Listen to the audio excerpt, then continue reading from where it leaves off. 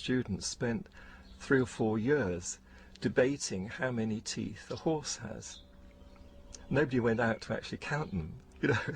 They just wasted all that time debating how many teeth a horse has. So he saw that as fruitless, wasn't producing anything good or useful, and humanity just was not evolving, and there's so many people in poverty and sickness. So he wanted to relieve that poverty and sickness, and get us towards a future paradise, a world paradise, not just for the England, but for the world. So he really started the whole principles of modern science, which is this experimental method. And then he had a formula to start with the basics, the physical world, which is physics, physical laws, and then work upwards towards metaphysics and so on. He couldn't talk too openly when it got to metaphysics, because it landed him in trouble with the religions of the time, who were at war with each other. So he had to do that in a more careful way, more veiled way. But right about it he did.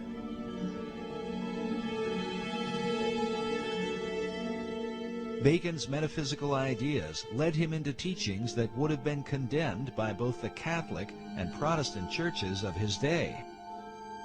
He is said to have made contact with the spirit realm, and that upon hearing a heavenly voice, he was given his life's work. To protect himself, he kept his practices veiled within secret societies, in particular the ancient Brotherhood of the Rose and Cross. The Rosicrucians had long believed that powers and principalities from the spirit realm possessed secret knowledge that might be used for the benefit of mankind. These and other teachings were to be kept hidden from those considered profane, and especially from the church. The Rosicrucians had to be a secret society. Their object was to discover God's truths after him. But some of their methodology was bordering on witchcraft. For instance, the transmutation of base metals into gold. They claimed they could do it. I don't think so. They claim that they could communicate with angels and demons. Well, in the first place, the scripture tells you not to do it. But their idea was that if you could do that, surely those people, those creatures at least, the angels and the demons, they know a lot of things that we don't know. After all, they've been around since time immemorial, and they are familiar with heaven itself, so surely they can tell us many secrets. Well, the church, you see, would take a dim view of that, and they could be put to death for that sort of thing. The Rosicrucian Society had been formed in England prior to Bacon's birth, in part for the purpose of protecting Queen Elizabeth I. In the 16th century, the conflict between Roman Catholicism and the Protestant Church of England was at its peak. Mary Tudor, the daughter of King Henry VIII, took the throne and earned the title Bloody Mary. They were looking for another heir, and so there were no boy heirs of, or no legal boy heirs of Henry, but he had daughters, and so we have Mary. And Mary was now 37, she was one of his daughters, and so she was installed as queen, and that was just after he died, so that would be in 58. And she was a Catholic, a dyed-in-the-wool Catholic, and she had actually married Prince Philip II of Spain. Of course, he was a Catholic too. So the first thing that Mary did was to repeal those laws which permitted the Protestants to practice their religion. Repealed them, and then forcefully put to death as many Christians that were of the Protestant faith as she could find. Within the confines of the data that we have, she put to death 300, so there was 300 martyrs there that we know about in the short 6-year reign that she had. No one was safe from Mary's wrath against the so-called Protestant heretics, not even her own sister. Elizabeth Tudor was also the daughter of King Henry VIII, with his second wife, Anne Boleyn, whom Henry had married after divorcing Catherine of Aragon, the mother of Queen Mary.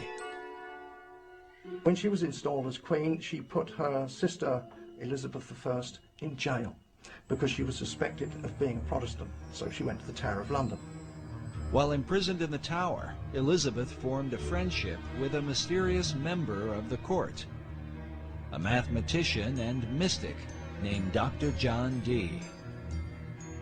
He was known in the early Elizabethan days as the real wise man, the magus, and he was into a lot of esoteric study. You know, he was certainly an initiate of the wisdom traditions. Dr. John Dee was one of the foremost geniuses of his day. John Dee was 34 years older than Francis Bacon, and John Dee was a mathematician, lived in London. He was a mathematician and astrologer to Queen Mary, Tudor. That's Bloody Mary. While Dee began in Mary's service, he soon fell out of favor because of his bizarre experiments, and some say his friendship with Elizabeth.